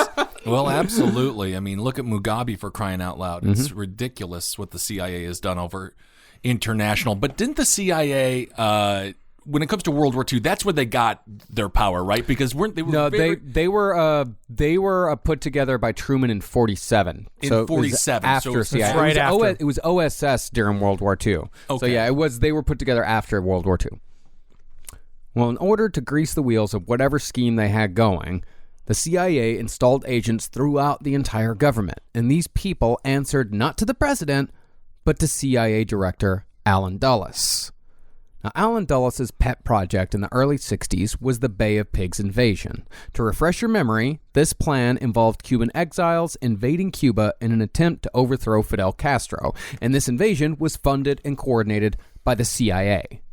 Now, what the CIA was ultimately trying to do here was bait John F. Kennedy into committing to full American engagement, because if JFK didn't provide military air support, the mission was going to fail. But Kennedy called their bluff, all in the face of international embarrassment, and he totally refused to do it. Not going to fucking commit troops, not going to commit air support. No. The invasion did indeed fail on multiple levels. After the Bay of Pigs, Kennedy said that he wanted to splinter the CIA into 1,000 pieces and scatter it to the winds, because he thought there's no way these guys should have this much power. These guys have so much power that they are planning invasions of other fucking countries and trying to bring me in on it and trying to force my foreign policy. So he's like, I'm going to get rid of these assholes. Well, they originally came in with a proposed plan of like they were just going to drop in a major city in Cuba and start going. The idea is that we've already starting to send little foot soldiers, building grassroots armies inside the fringes of the Cuban government. And then what we're going to do is we're going to show up real close to the capital, and you guys are going to come in. 4 days of fucking sheet bombing. We're going to pew, pew, pew, pew. I got a couple Cuban guys. We're going to be smoking cigars. And JFK is listening to them being like, it's like, get out of my office. As soon as they started saying this shit, because he was like, I'm not fully committing. So we halfway committed. He's like, okay, actually switch it over to the Bay of Pigs. It's farther away. I'll give you like 2 days of air support. And then he tried to halfway do it. But they're like, yeah, but if we do it anyway, JFK will see the error of his ways. And then as soon as they landed on the beach and blew up a marina in Cuba, and the whole world was like, America's invading Cuba, he then just stopped. He was like, no, I'm not going to be involved in this shit. And then a bunch of CIA guys died. Well, Kennedy began by firing CIA Director Allen Dulles and all other top-level operatives involved in the planning of the invasion. Then he reduced their power by taking military-type operations out of the CIA's hands and giving it to the Joint Chiefs of Staff, who were from then on, for better or worse, his principal military advisors. Finally, JFK moved to cut the CIA budget in 1962 and again in 1963, aiming for an eventual 20% reduction in their budget by 1966. And really, the CIA was actually even dirtier than JFK knew. In a 1975 Senate hearing on U.S. intelligence operations, CIA officials admitted that they had contacted mobsters John Rosselli, Sam Giancana, and Santos Trafficante to offer them $150,000 to assassinate Castro while Eisenhower was president. Keep those names in your brain because they're going to come up over the next couple of episodes as people that might have been on Dallas in November, I guess on vacation or something. I don't know what they were doing. Yeah. And they're such easy names to remember. We got Pace Picanto, we got Johnny Roy. Who was the other one? Well, by the time JFK got into office, he felt even more pressure for the intelligence community to have Castro killed. But Kennedy was reportedly opposed to it on the grounds that the United States shouldn't carry out political assassinations. Even though it has been in the CIA manual since the very beginning. Talk about a fun little excursion for yourself. Google CIA assassination manuals, and it's kind of fun. Like, I have several tabs of them open, and I'm talking about, like, crushing windpipes, but mostly what they say is stuff like, make it look like an accident. Yeah. And that's why when they were working for those fruit companies in Guatemala, they would get a lot of rotten fruit because you could make a lot of things slippery with all different types of fruit. Absolutely. Why? Where are all the peels to these bananas? Now, getting into the deep conspiracy world for just a bit when it comes to Castro's assassination, let's talk about Operation 40. 40 beers in 40 days? Can you do it? Was that the Papa John's Operation 40 pizzas, 30 days? No, it's 40 Cubans with 40 bullets. Oh, okay. Supposedly, Operation 40 was made up of 40 Cuban exiles outside of the Bay of Pigs invasion, and these guys were all involved in anti-Castro operations, including the assassination of Fidel Castro. Operation 40 is real. It is on the books. They created it as a part of these strike teams. Essentially, these groups of militants, which they recruited by saying, hey, we're going to go do some dirty shit in Cuba, and we're going to get this done the real way. And what they did was they trained all these guys in Florida doing all this kind of bullshit, and then they were ready to release, but then they had nowhere to go. Release! According to conspiracy theorists, this group was recruited and run by George H.W. Bush. And this is not ridiculous, because George H.W. Bush was a CIA agent. He eventually ran the CIA. Get in the head of the damn thing. Yeah. There's a memo that lists George Bush as the creator of Operation 40, and his job was he would get money. That his job was to connect money to Operation 40 and essentially be, I don't know if the term comptroller is correct, but he was like the money guy for Operation 40. And when this memo was released, George Bush in 1992, he said, that was some other George Bush. Yeah. It's been like, I don't think so, though. Oh, my God. I don't think so. We're right back in the bush? I thought we were in the uterus. Oh, my God. But you guys are totally losing sight here, and I can't even believe you're saying this about George H.W. Bush. He jumps out of a plane every single birthday. He did anyway, and I think that was amazing. Well, he supposedly did this in conjunction with a Texas oil magnate named Jack Crichton. And if you really want to know just how confusing all this shit gets, take a listen to the deathbed confession of former CIA agent and Watergate plumber E. Howard Hunt. Guys, I really wish you would stop calling my bed the deathbed. I am 40 years old. I feel pretty healthy. Well, this confession concerning Operation 40 is unfortunately paired with some highly distracting conspiracy video music. So just try to cut through that dumb bullshit that all of these assholes do for some reason or another. Try to cut through it and try to really listen to it and see if you can still figure out what the fuck this old man is talking about. All right. Sturridge and Morales and people of that ilk stayed in apartment houses during preparations for the big event. Their addresses were very subject to change, so that where a fellow like Morales had been one day, he was not necessarily associated with that same address the following day. In short, it was a very mobile experience. Let me point out at this point that if I had wanted to fictionalize what went on in Miami and elsewhere during the run-up for the big event, I would have done so. But I don't want any unreality to tinge this particular story, or the information, I should say. I was a bench warmer on it, and I had a reputation for honesty.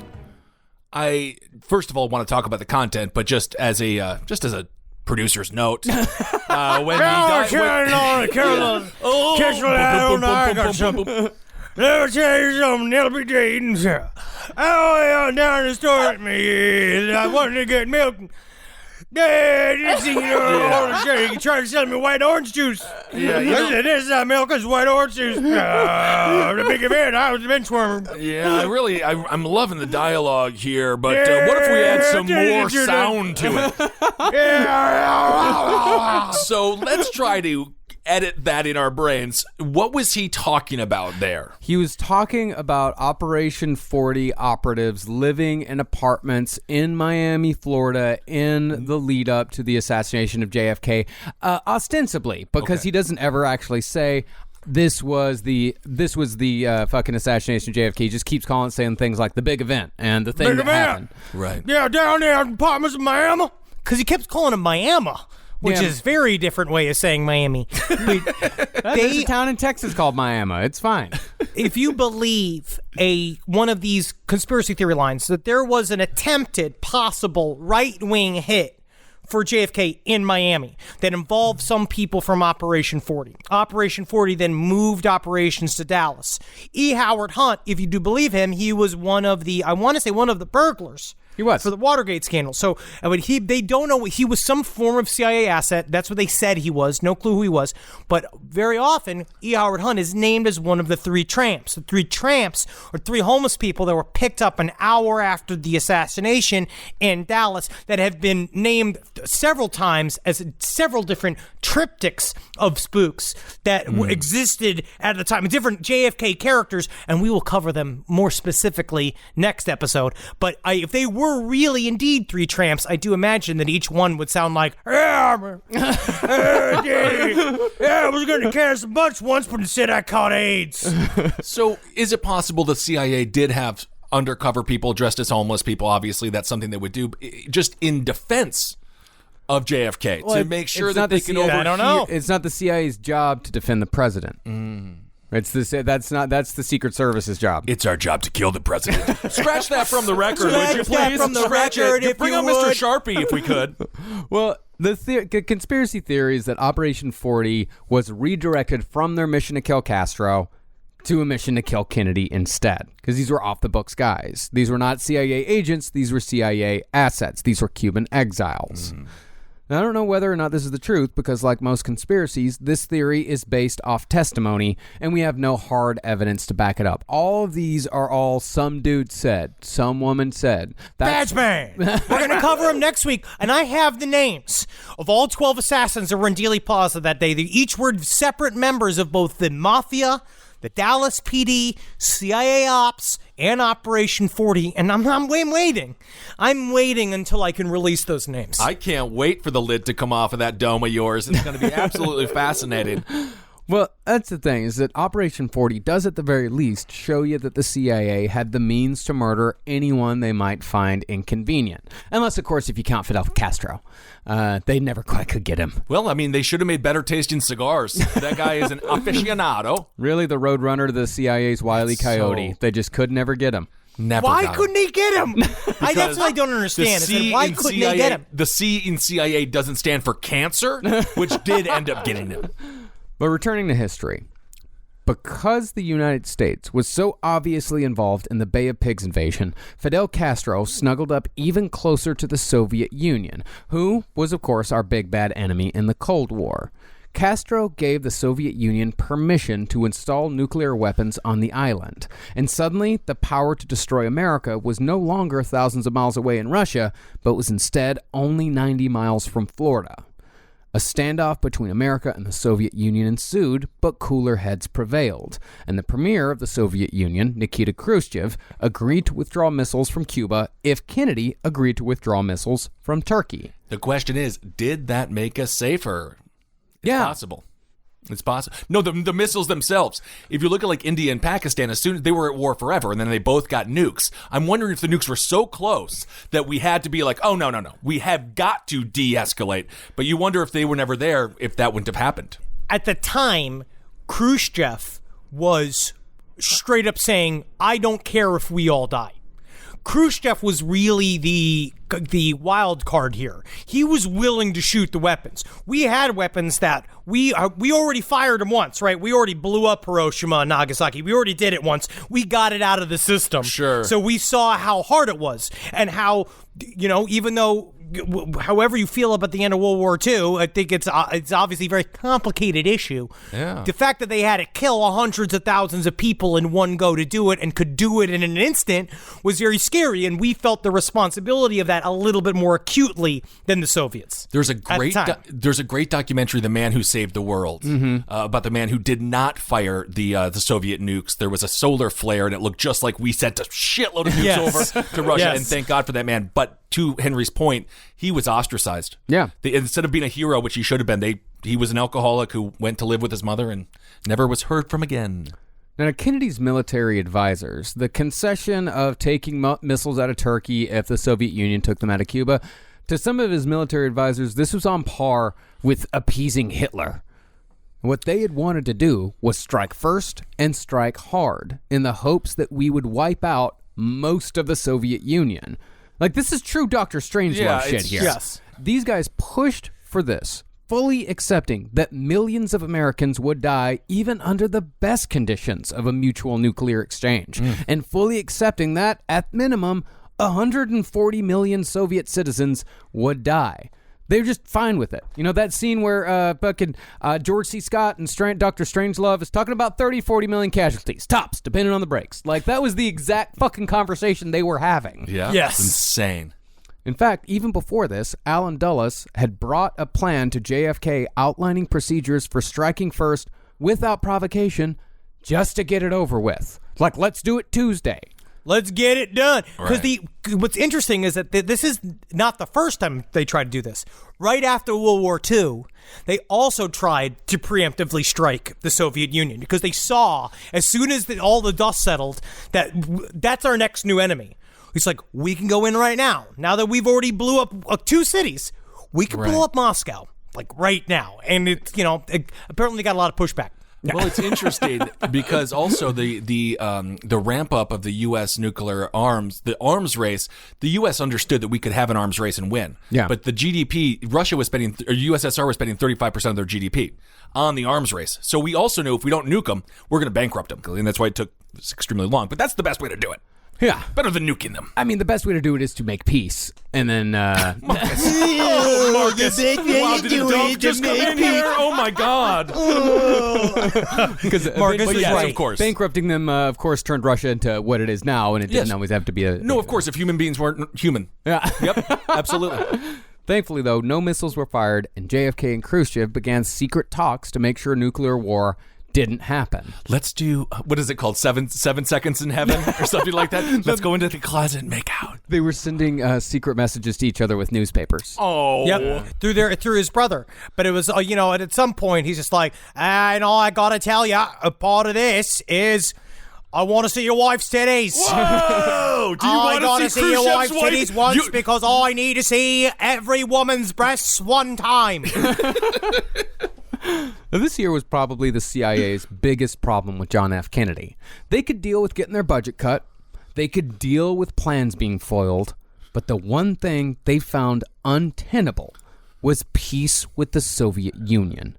The CIA wanted victory over the Soviet Union and therefore communism, no matter the cost. Now, it could have been that some agents truly did believe communism was an existential threat, but it seems like others had started to take the Cold War personally. Do you think that they almost resented the fact that it was a Cold War and not a hot war? That the last generation got WW2, right? They got the big, everybody's proud of you. You fought the fucking Nazis. You got the girls, the USO girls with their fucking the push-up bras, all the pin-up kind of shit, all that kind of fun stuff going on. But they have to do this like lame Cold War with envelopes. I mean, it really could be, because what they were pushing for years was an actual war. It doesn't have to be with Russia. It can be with someone vaguely associated with Russia. Let's get a proxy war going. And they just kept pushing for it and pushing for it. I have a feeling we'll have some of those. I mean, these guys, their personalities and identities were so wrapped up in winning the Cold War and utterly defeating the Soviets that the idea of a peaceful coexistence was not only unthinkable, but ultimately treasonous. It's un-American. It was downright yuck. Yuck. As such, elements within the military establishment, not just the CIA, kept pushing to kill Castro and eventually invade and take over Cuba in the quest for victory over the godless Soviets. This meddling in the affairs of others is not so much different from America's training and arming of forces in Afghanistan in their war against the Soviets in the 80s, which, of course, gave power and prestige to Osama bin Laden, which eventually led to 9/11. Oh, I totally forgot about that. Oh, shit, 9/11. I told 9/11. I was thinking, I was like, that's 7-Eleven's a store. What is 9/11? Wow. But honestly, but in a way, should we kind of be proud of how well we trained Osama bin Laden? We trained him so good. Push those Ruskies right back. And speaking of 9/11, in March of 1962, the Pentagon proposed a plan to Kennedy that has been the source of 1,000 conspiracy theories outside of the assassination of John F. Kennedy, particularly in the 9/11 inside job world. That plan was Operation Northwoods. In March of 1962, the Defense Department and the Joint Chiefs of Staff proposed a plan for a false flag operation that had the purpose of starting a war with Cuba. Again, the whole point is, we will force us into a war. Kind of like what we talk about with serial killers, about building the validation points, like make it so that now I have to kill. They wanted to put us in a position where now we definitely will fight a war. For starters, they would coordinate a phony attack on the military base at Guantanamo Bay in Cuba to make it appear as if the Cubans were moving against America aggressively. How do you know the Cubans did it? Empanadas were everywhere. They're everywhere. Look at these croquetas. This is incredible. They left all these delicious croquetas and maduros. How could they ever leave these? In this, they would start rumors using radio broadcasts, capture fake saboteurs on the base who were really friendly exiles, start riots using those same friendlies outside of the base main gate, blow up ammunition inside the base, and lob mortar shells into the base from outside. And that's just for starters. That's easy. Boom, boom, boom. You get the guy. He's doing the thing. I'll call up my buddy. He's going to go down there and he's going to do this. And boom, boom, boom. That's it. So this is the artichoke dip before the main Yeah. before the main entree.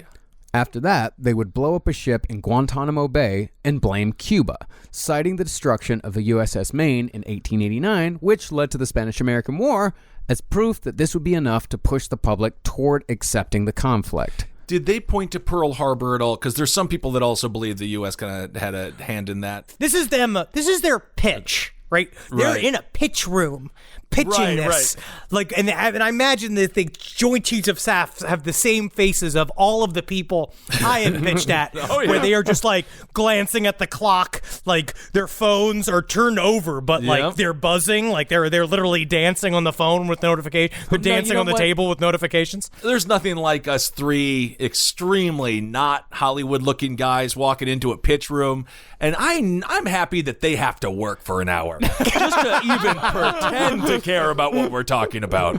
Finally, they proposed the development of a communist Cuban terror campaign in Miami and various other Florida cities, wherein they would just plain murder Cuban refugee communities with bombs and blame it on Cuban communists. This was an actual plan that they had. This is what they wanted to do. This is on the books, y'all. This was a Pentagon plan. It's a tale as old as time as well. I mean, This is on the books, and if you listen to this story, right, you heard the A's elements. These little, the idea of sending in saboteurs as pro-Castros, they'll flip, you're going to do all this kind of stuff. You wonder what happens after JFK is assassinated and why it seems like they did a bunch of shit. That sounds like a thing that they were already planning to do without the president's permission. That they said, maybe we can, let's just try to pitch and see what happens. We'll throw some noodles against the wall, see what works. And when JFK was like, no. They then kept all that stuff, and they're like, we'll save these jokes for later on. it is interesting. I mean, even if the CIA did not kill Kennedy, I do think they had a vested interest in not having people do any research into them. Mm-hmm. So maybe it was just to cover up all this stuff. Maybe. I mean, I don't know. Well, JFK thankfully said, "Are you fucking nuts? Of course I'm not going to do that." Are you fucking? That's my. Are you fucking crazy? Are you fucking nuts? I tell you what, if you had caught me before I came this morning, I might have listened to you, but now thankfully I'm sane. We can thank Marilyn Monroe for American peace. Instead, he continued his talks with Nikita Khrushchev to try and de-escalate tensions between the two countries even further. Now, this next part may not be true. This might just be a little bit of wishful thinking.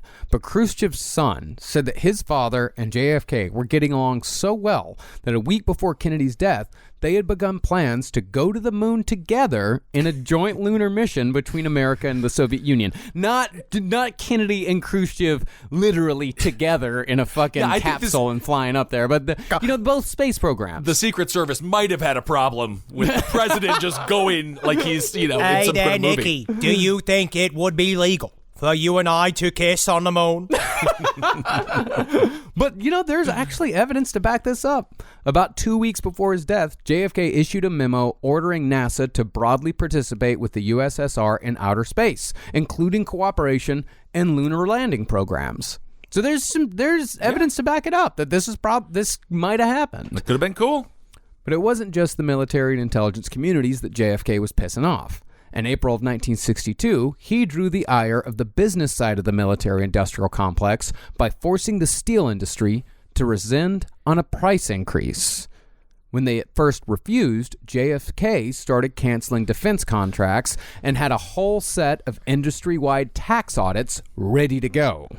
So Big Steel eventually surrendered. Is this a mafia tie with Big Steel? This is just plain old business. That's just This plain old plain business. old big old Okay. business. Another one talking about American mafia. There's also Executive Order 11,110, where JFK he amended he delegated the Secretary of the Treasury the president's authority to issue silver certificates. So he was fucking essentially with the Federal Reserve as well. Like, they say there's a lot of people that say this was kind of perfunctory act, but it shows there's another weird, if you look up Executive Order 11110, right? If you look it up, you'll see that he also might have rankled some of our own purebred American gangsters, the Federal Reserve. And that's another enemy. And I'm just so happy we have checks and balances, so the president doesn't have too much power. What was the number on that executive order again? 1,111 down. And with this, JFK had pissed off the CIA, the Pentagon, All right. and big business.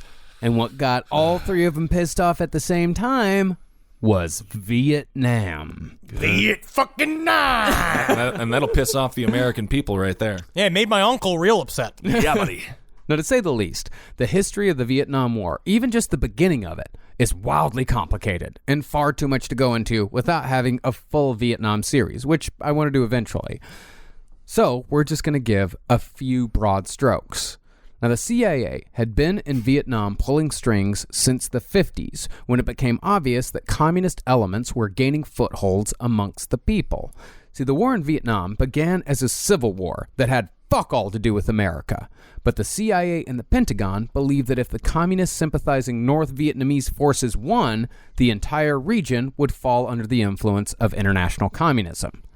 Not the case. If communism is as bad as they say it is, and I believe that it is not a good way of governance, but it would have failed on its own. You know what I'm saying? Like, if you really are that scared of it, just let it play out.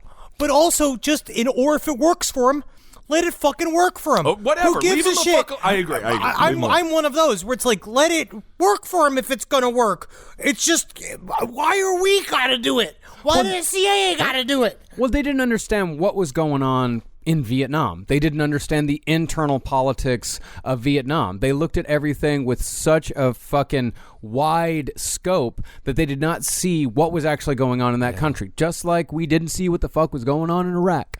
You know, it's the same shit over and over and over again. We're still getting Iraq wrong. Fucking 20 years after the invasion. And the U.S., we still got a lot of goodwill worldwide because WW2, we're definitely capitalizing on that. Mm-hmm.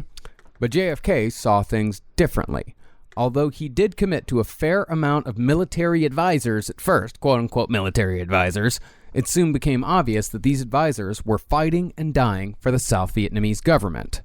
Besides, the South Vietnamese government didn't even want the CIA there because the CIA had already embedded themselves in half of Vietnam's 41 provinces in the early 60s. They're just the drug dealer that stays at your house. Yes. It's like, thank you, CIA, you've given us the drugs. Don't you have anything else to do? The thing is that I'm also making love to your girlfriend, and I'm also your girlfriend. Oh, no kidding. So, the CIA had to make that government go away. Shit was already shaky between the South Vietnamese government and its people. So the CIA, by the later admission of the agent who did it, planted a bomb killing dozens that triggered a coup. It's like the movie Hairspray when the bomb is planted in the woman's hair. Yeah. And it was a coup. Yeah, man. Remember that? It was a dance-off. Yeah, Kissel, it's just like that. I mean, I just oversimplified a lot of shit. Oh my God. Like, Of course. It's Vietnam. Yes.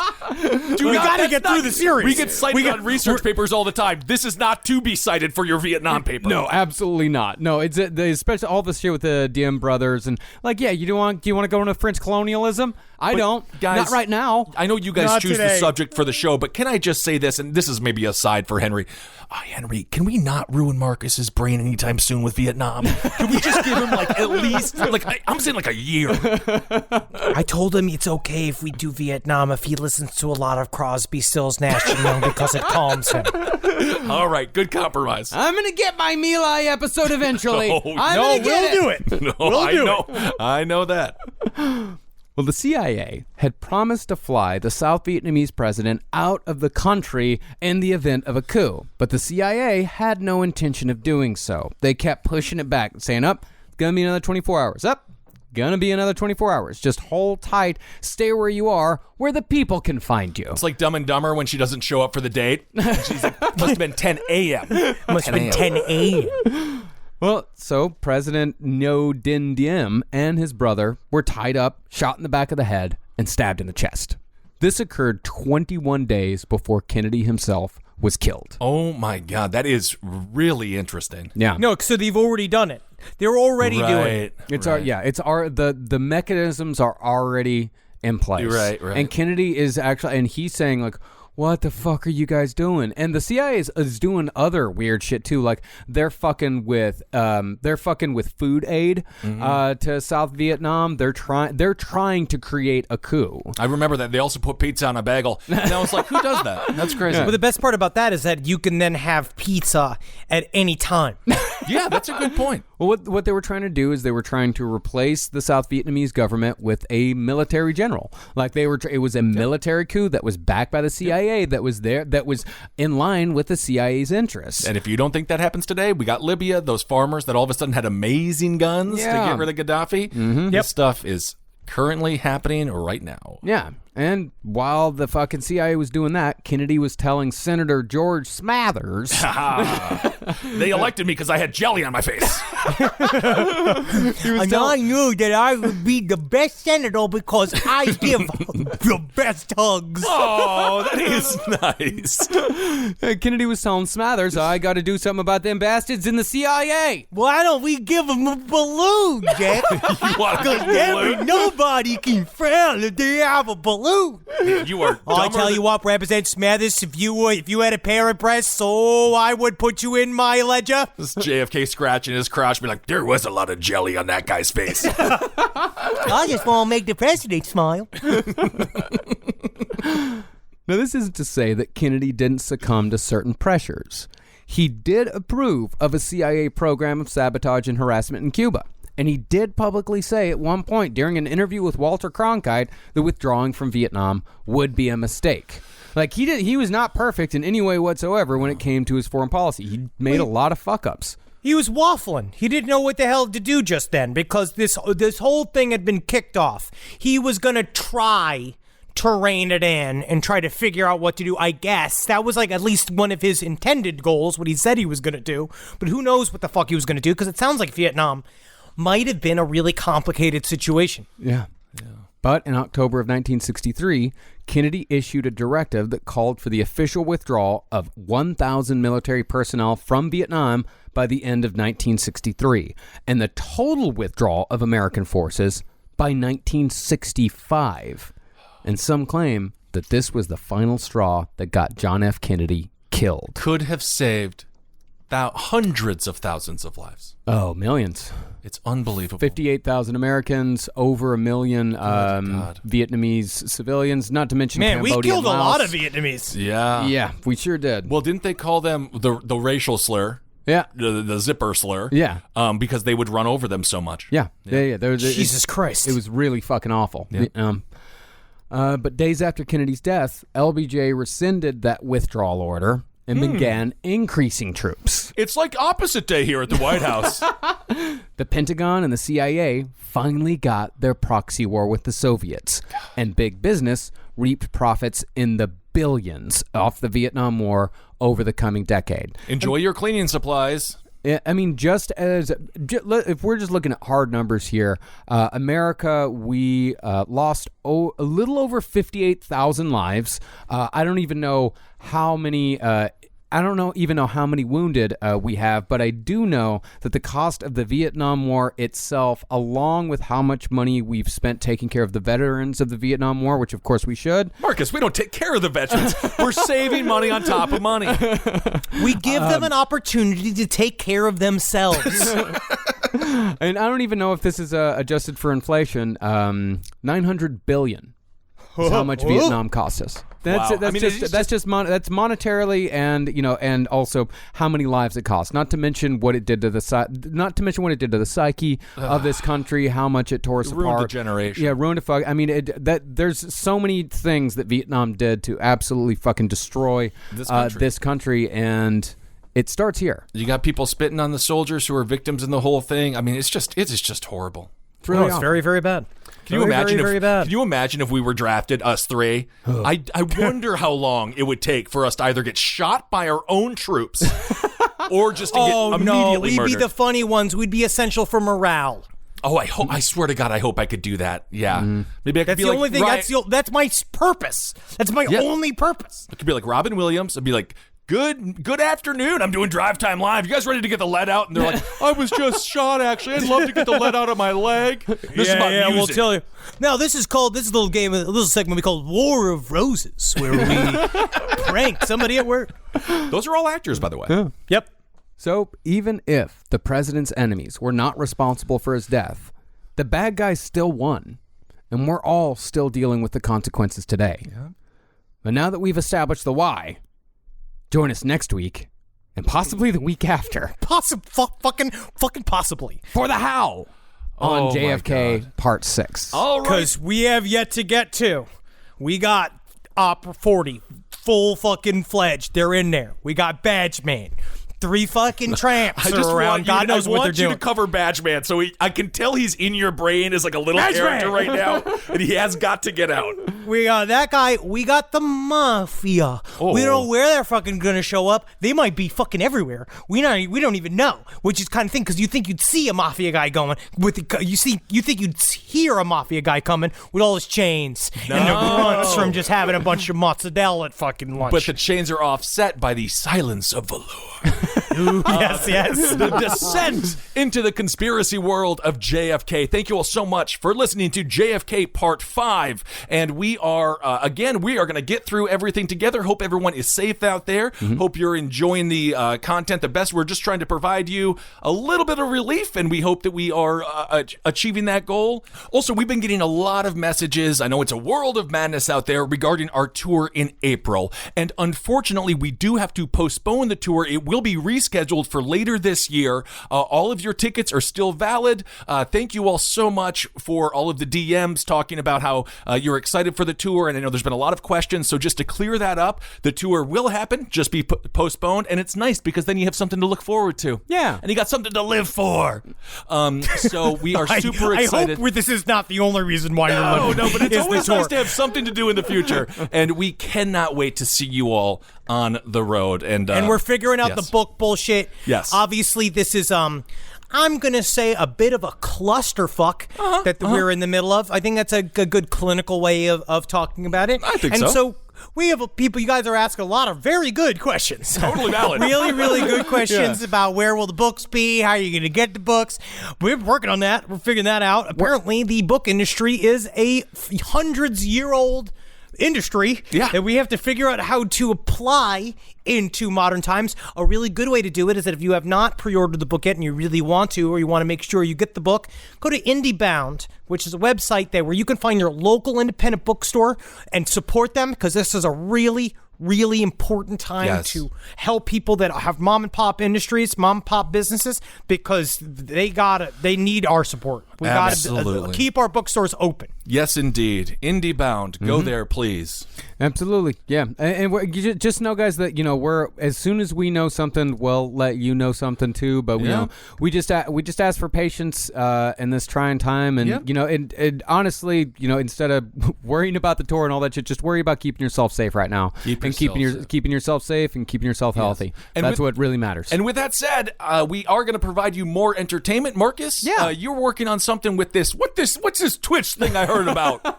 Yeah, I'm going to start doing regular Twitch streams on the Last Podcast Network Twitch channel.